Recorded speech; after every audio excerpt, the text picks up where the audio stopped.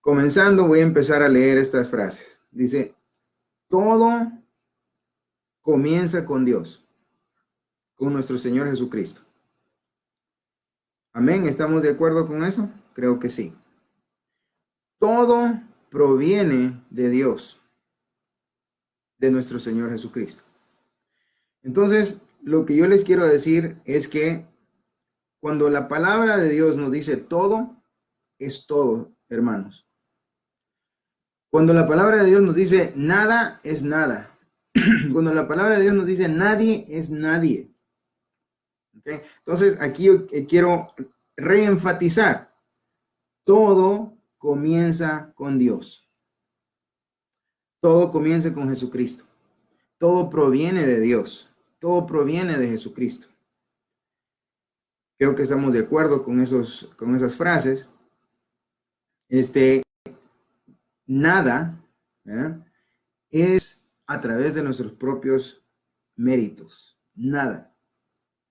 Nunca lo ha sido, nunca lo será, ni nunca lo va a ser. No es por nuestros propios méritos. Todo proviene por la gracia de Dios. Y vamos a hablar de la gracia. Todo el mérito se lo merece Jesucristo, no nosotros. O sea, todo el mérito es para el Señor, nuestro Señor Jesucristo, y por su obra redentora que Él hizo en la cruz del Calvario. No hay ningún mérito que me llevo yo, ni la pastora, ni Mary, ni nadie. ¿Okay? Todo es el mérito del Señor Jesús. Amén. ¿Okay? Entonces ya con esto sigo leyendo más otras cositas. Quiero partir de eso para que no nos desviemos de lo que Pablo trata de hablar a los de Galacia, ¿okay? A la región de Galacia, a las iglesias en Galacia. Todo proviene de él, no proviene de nosotros o de que algo que hagamos nosotros o de algo que somos nosotros. ¿Okay? Seguimos leyendo. No hay ningún ser humano perfecto, dice aquí. No hay ningún ser humano perfecto.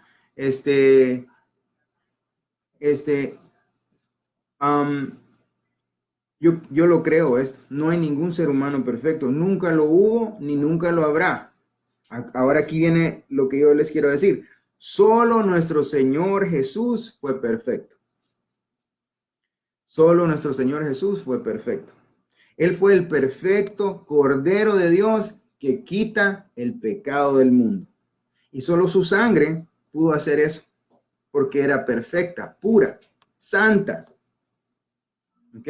Entonces, con esto les quiero decir que empezamos que todo proviene de Dios, no es nuestro mérito y no hay nadie perfecto, solo el Señor Jesús. Ahora, paso a la siguiente cosa. Así que la salvación o el heredar el reino de los cielos, el reino de Dios, no se alcanza a través de méritos humanos. No se alcanza a través de méritos humanos. La salvación o heredar el reino de los cielos, como la palabra nos dice, es a través de la gracia. ¿Qué es la gracia? Pregunta, ¿qué es la gracia? Respuesta. La gracia es el favor no merecido que Dios nos da. O sea que no lo merecemos, pero Él nos los da. Esa es la gracia. Favor no merecido que Él nos da. ¿Se acuerdan cuando leímos Juan 3:16?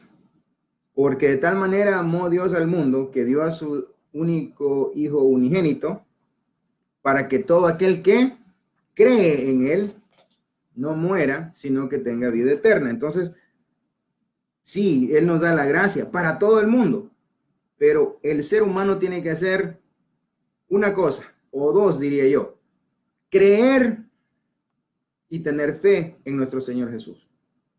Eso es lo que tiene que hacer el ser humano. Pero está dado para todo el mundo, no solo para el judío, no solo para el griego significa los gentiles, sino que para ambos, para todo el globo terráqueo.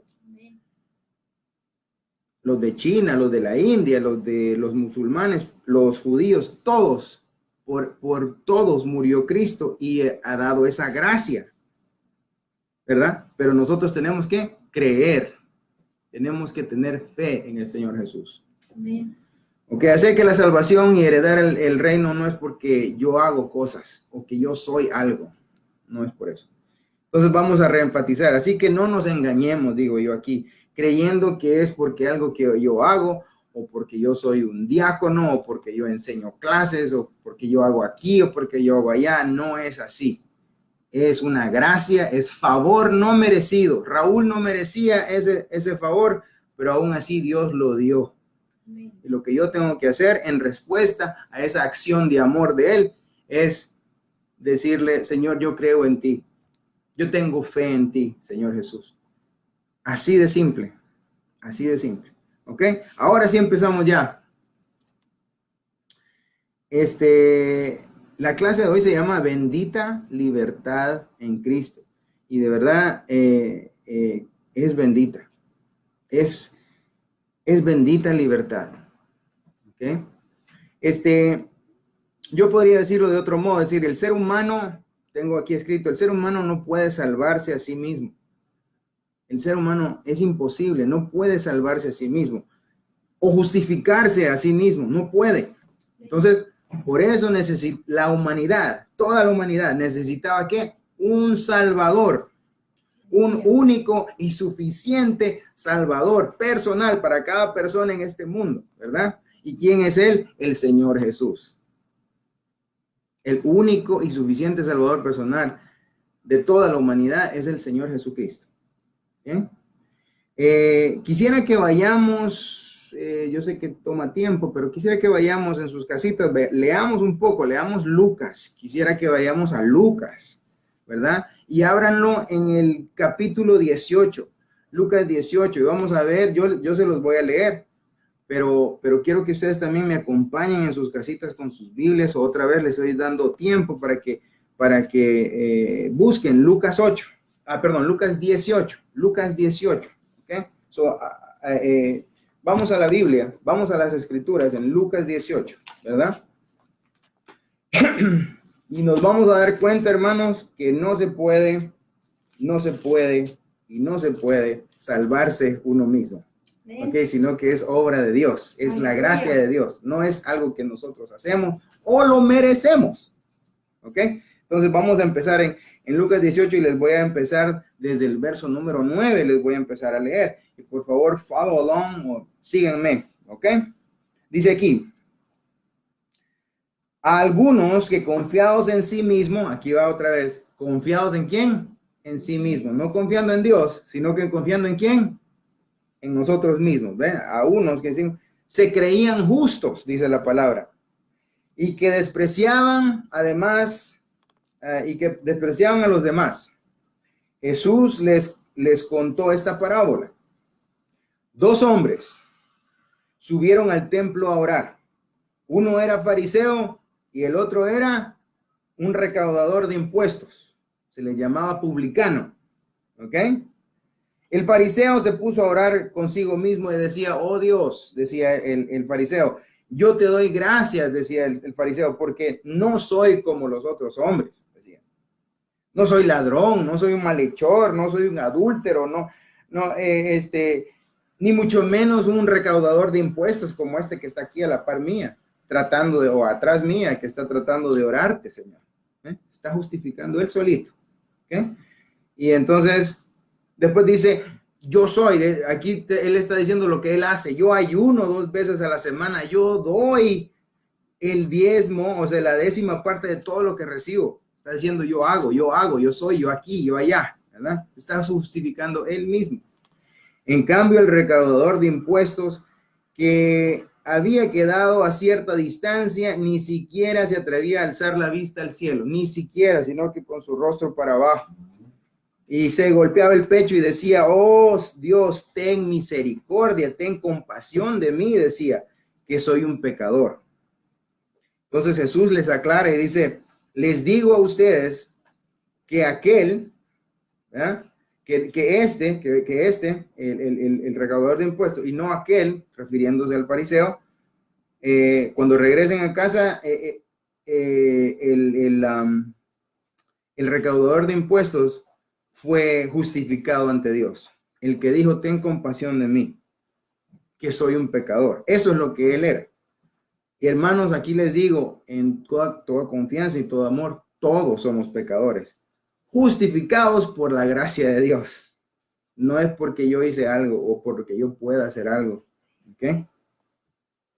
Entonces, esa es una de las cosas que yo les quería mostrar, que es el justificarse a uno mismo porque uno hace o porque uno es lo incorrecto, sino que lo correcto es decir, Señor, yo soy un pecador y nada más soy salvo por tu gracia.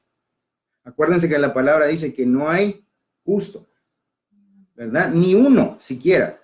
Y les voy a leer otro poquito para que vean que Jesús mismo lo reafirmó, ¿ok? El dirigente rico, esto empieza otra vez en el capítulo 18 de Lucas, empezando con el versículo 18. Vamos a leer.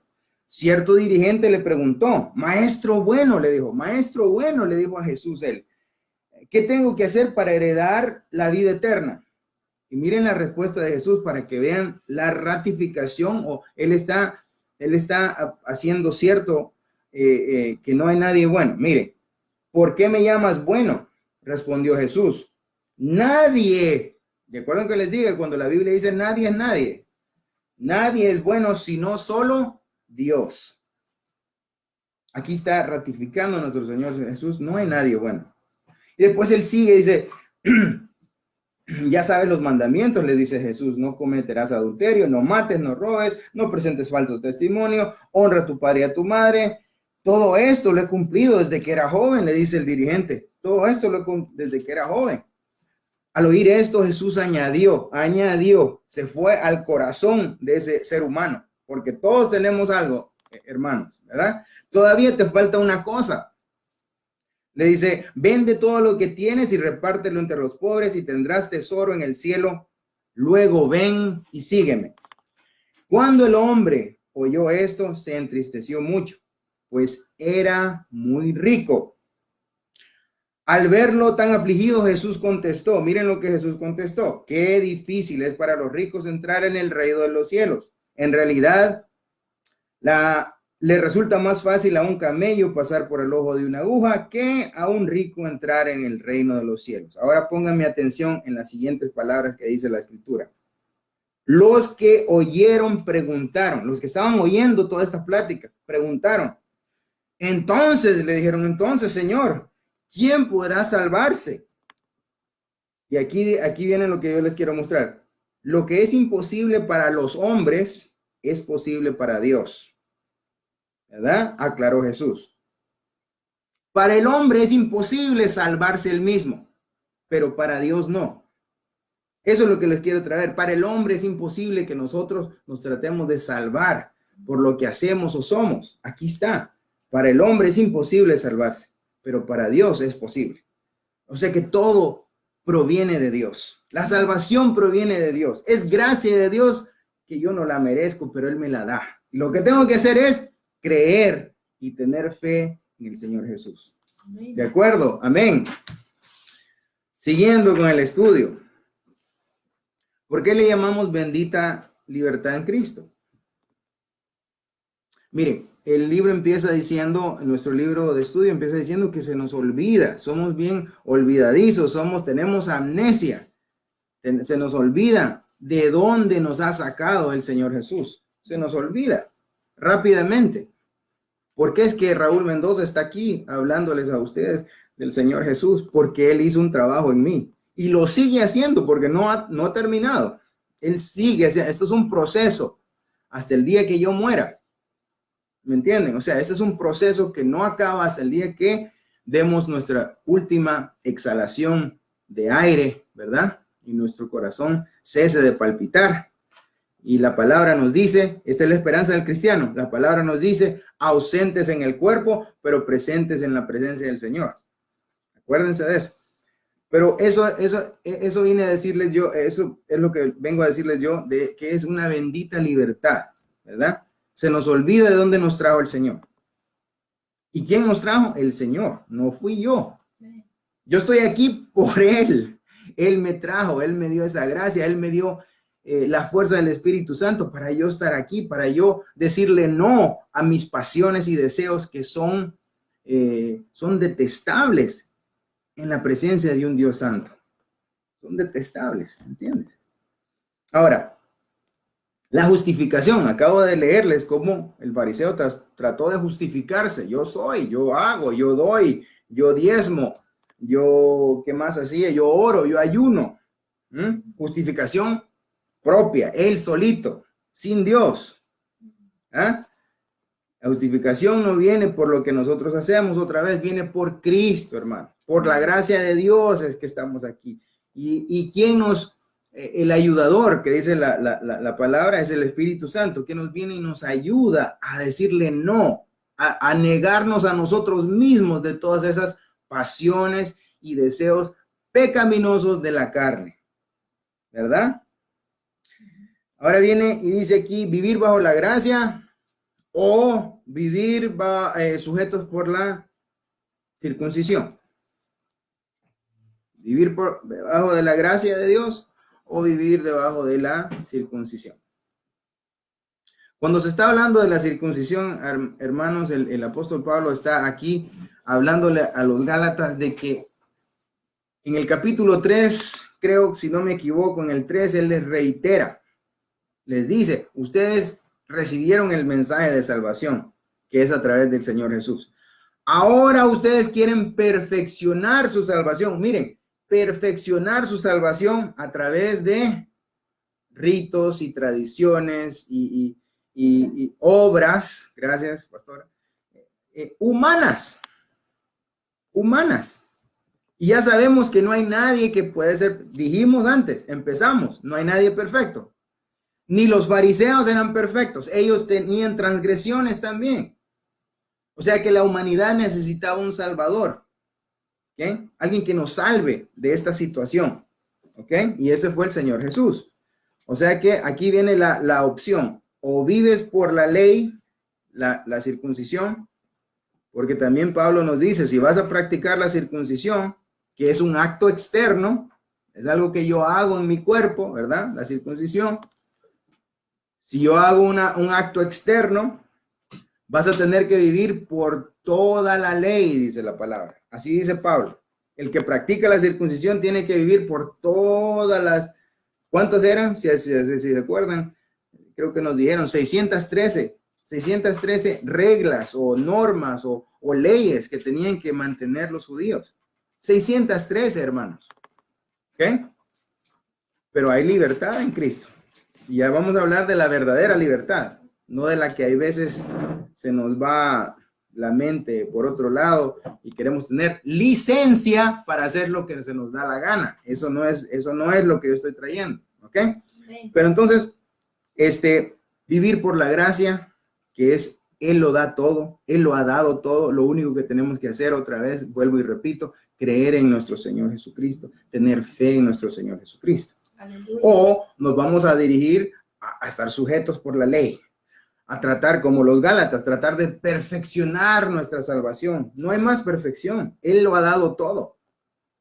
Lo que tiene que hacer el Señor Jesús o el Espíritu Santo es trabajar en tu corazón, porque Él empieza de tu corazón y después se manifiesta exteriormente. O sea que yo diría que el trabajo redentor de Dios o del Señor Jesús empieza en el corazón, en lo más profundo del ser humano. Ahí empieza.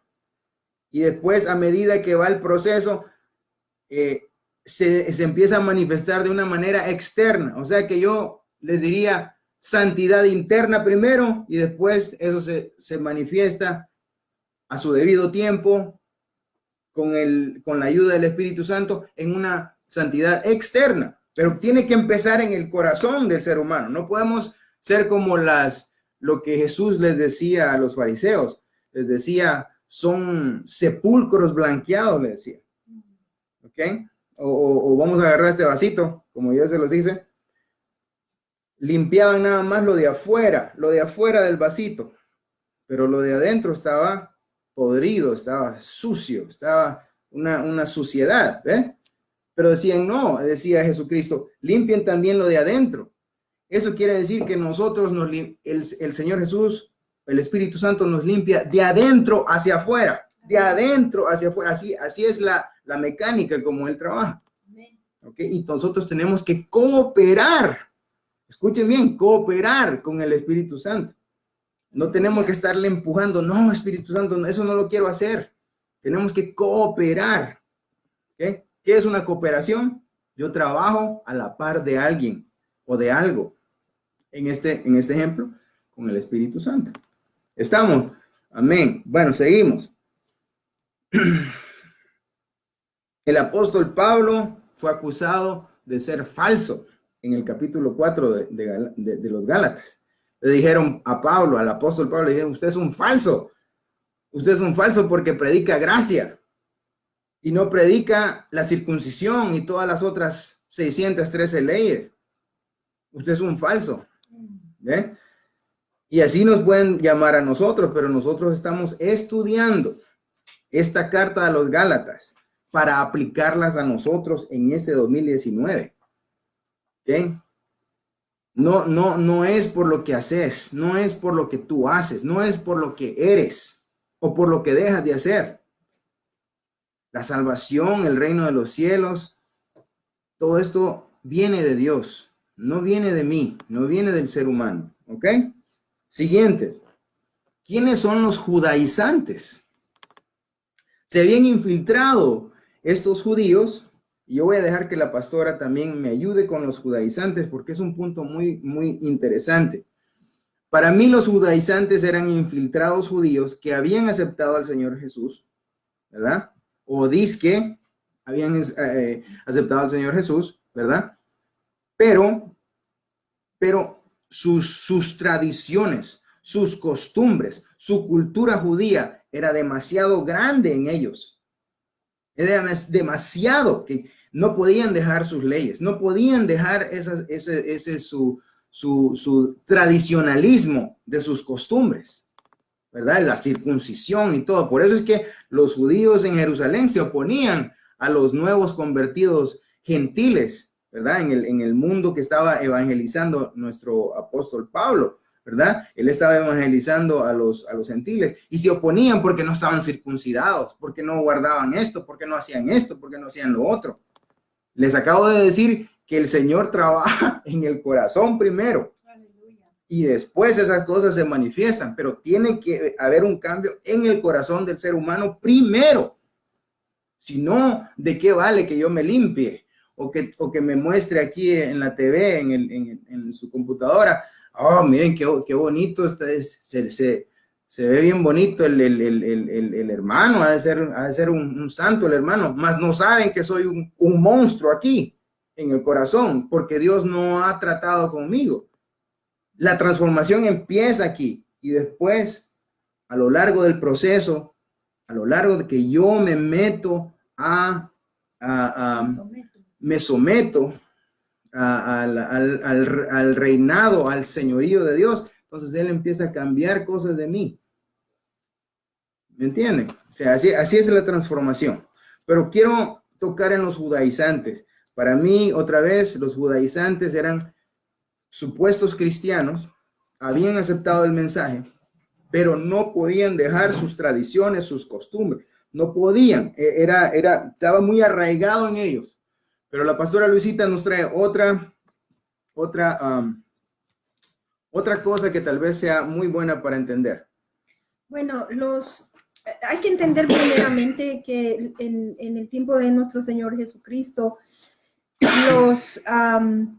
había un grupo de judíos religiosos que ellos pensaban que el Mesías iba a venir si se obedecían las 613 leyes, se obedecía todo lo que decía los primeros 5 libros de la Biblia. Para ellos, la base de todo lo que hacían, pensaban, de su doctrina, de su religión, de todo, eran Génesis, Éxodo, Levítico, Número y Deuteronomio. Entonces, todas esas leyes, todas esas reglas se tenían que obedecer al pie de la letra.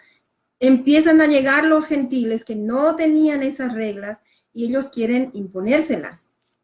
Acuérdense también que la persecución hacia los cristianos judíos había empezado poquito tiempo después de la muerte de Jesús. De hecho, con Jesucristo empezó, porque ya empezaron a echar de las sinagogas a todos los que creían en Jesucristo. Entonces, los judíos que quieren creer en Jesucristo tienen miedo porque los iban a echar de la sinagoga y eso significaba pues un aislamiento total, no se podía vivir de esa manera. Entonces, los que sí llegaron a creer en Jesucristo piensan de que no iban a ser perseguidos si hacían que todos obedecieran las leyes y tradiciones que ellos tenían. Una cosita breve que quiero decir es que muchas de sus leyes y tradiciones de los judíos en el tiempo de Jesucristo se habían alejado totalmente de la Escritura, eran tradiciones humanas. Ellos se habían puesto a pensar, haremos esto, haremos el otro, esto así. Pensaban que estaban basados en la palabra del Señor, pero no. Y más que todo, estos judaizantes, una vez más les repito, lo hacían para evitar la persecución. Gracias. Qué bien. Gracias, Pastora Luisa, por esa explicación de los judaizantes. Otra vez, los judaizantes, no sé, mucho reflejo hay aquí. Bueno, los judaizantes venían a descarrilar al cristiano convertido para que empezara a seguir las normas y leyes y tradiciones, ¿verdad? Ahora, vamos a hablar un poco, porque la ley, en la semana pasada, la pastora Luisa nos trajo el propósito de la ley. La ley tenía un propósito y tiene un propósito, pero no era salvación. Como yo lo he explicado en veces pasadas, la ley es como un espejo. Si yo no sé, por ejemplo, aquí me estoy viendo yo mismo, me estoy viendo mi propia reflexión. Está bien ya, sí. Está bien. Si yo me estoy viendo y veo que tengo un montón de lodo aquí o acá, ¿verdad? Que tengo aquí. Entonces yo digo, oh, tengo algo en la cara y me voy y me lavo. ¿Ok? Pero si yo no tuviera nada de eso, no pudiera decir me voy a ir a lavar, porque nunca vi mi error, nunca vi lo que está mal conmigo. Ese es el propósito de la ley, de enseñarte tu pecado.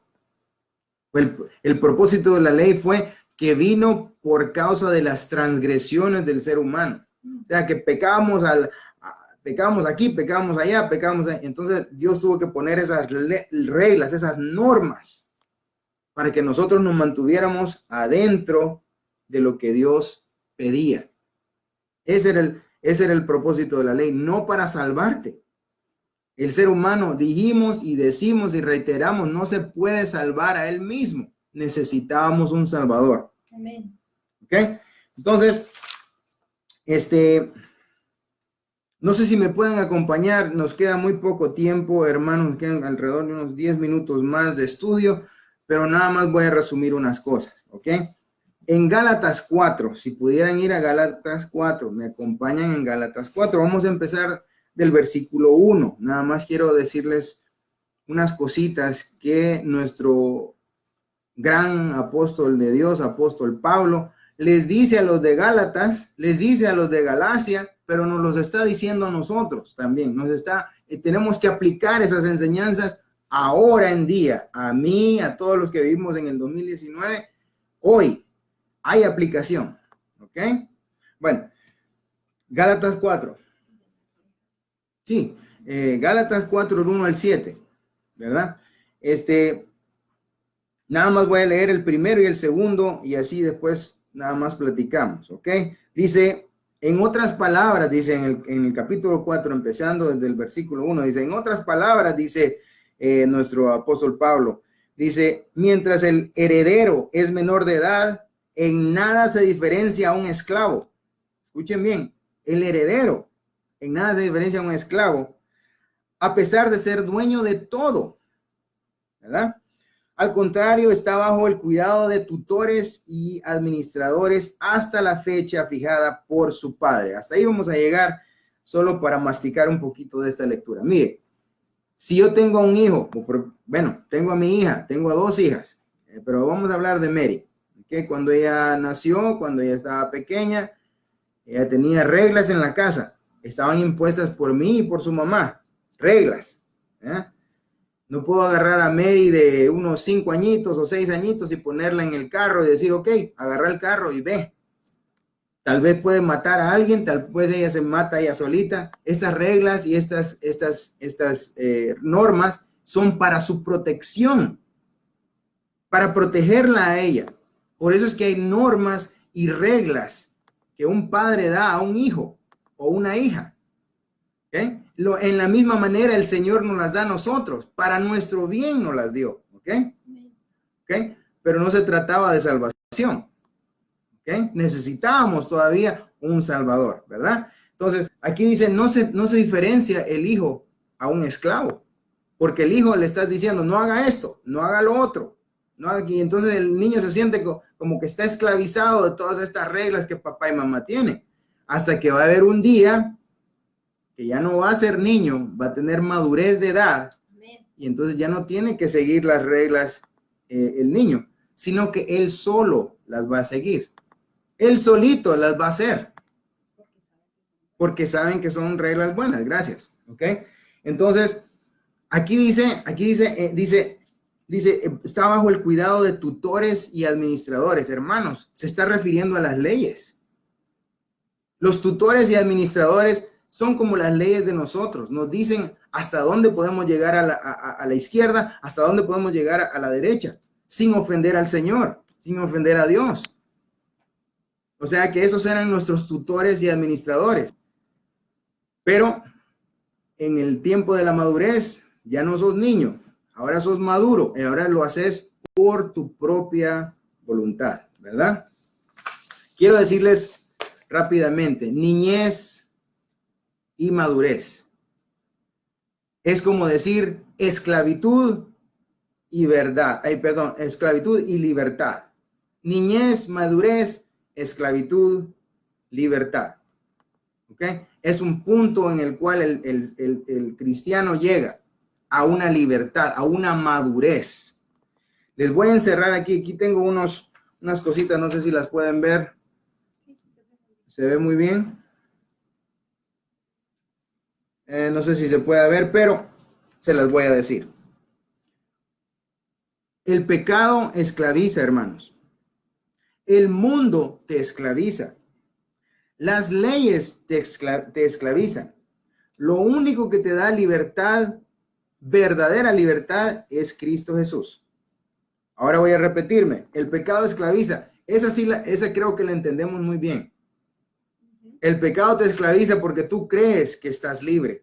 Miren, en el mundo decía, yo y otros más decíamos, yo soy libre de hacer lo que se me da la gana, decíamos en el mundo. Lo que se me da la gana, yo hago lo que yo quiero hacer, ¿verdad? Si yo quiero meterme algo aquí en la oreja, pues lo hago, pues yo soy libre, es mi cuerpo, decimos en el mundo. Pero eso es un error en el cristianismo, porque bien sabemos que hemos sido comprados por la sangre bendita de nuestro Señor Jesús. Ya no nos pertenecemos a nosotros mismos, ¿ok? Bueno, pero el pecado esclaviza. Si a mí me gusta beber, hay un punto que el alcohol me esclaviza. Yo soy esclavo del alcohol. Y así como yo les menciono el alcohol, puedo mencionar las drogas, el robar, el adulterar, todas estas cosas esclavizan. Eso creo que lo tenemos claro en nuestra mente. El mundo, sus tradiciones y la cultura también nos esclavizan. O sea, no nos dejan salirnos de esa tradición, no nos dejan salirnos de esas costumbres. Hacemos las cosas ya por costumbre, porque es la cultura, porque es la tradición. Pero acuérdense que la Biblia nos dice, nos registra que somos nuevas criaturas en Cristo. Nueva quiere decir que usted está empezando a encontrar otra manera de vivir. Vivir bajo el Espíritu y no por las tradiciones y costumbres de la carne. El pasado, muy bien. Ahora quiero darles una imagen que yo creo que a la pastora Luisa le ayudó. se me hacía difícil a mí entender. ¿Cómo es que la ley te puede atrapar? ¿Cómo es que la ley te tiene esclavo? Hermanos, imagínense un tigre feroz con sus grandes colmillos y sus grandes patas y sus garras, ¿verdad? Feroz este tigre. Y está atrapado en una jaula. Y mira para la derecha y solo ve barrotes. Mira para la izquierda y ve más barrotes. Mira para arriba y ve barrotes. Enfrente, barrotes así de hierro. ¿Verdad? Está atrapado. Es lo que quiere salir. Tal vez ir a devorarse a alguien o un animalito más pequeño, una presa de él, ¿no? Comer carne, tal vez es lo que quiere, salirse de ahí, pero está atrapado. Esa jaula es la ley, hermanos. Y hay frustración en este tigre. El tigre está frustrado, hermanos, que no puede salir ni allí ni allá. Y la frustración en el ser humano, ahora yo me pongo en vez del tigre, ¿ok? El ser humano se frustra porque no puede hacer la ley, no puede cumplirla. Y hay veces su carne le pide hacer cosas y no las puede hacer. Hay frustración. Esta frustración te lleva a amargura. Esta amargura te lleva a tal vez hasta odio. ¿Me entiendes? Si no es que ha habido un cambio en el ser humano. Por eso es que yo les digo, el cambio empieza desde el corazón. ¿Verdad? En el Salmo 40, creo que era Salmo 48, no lo busquen, pero apúntenlo. Salmo 48. ¿Verdad? Dice el salmista, creo que es el rey David, dice, yo me deleito, ¿cómo dice Luisa? Yo me deleito. Me agrada, Dios mío, hacer tu voluntad. Tu ley la llevo dentro de mí.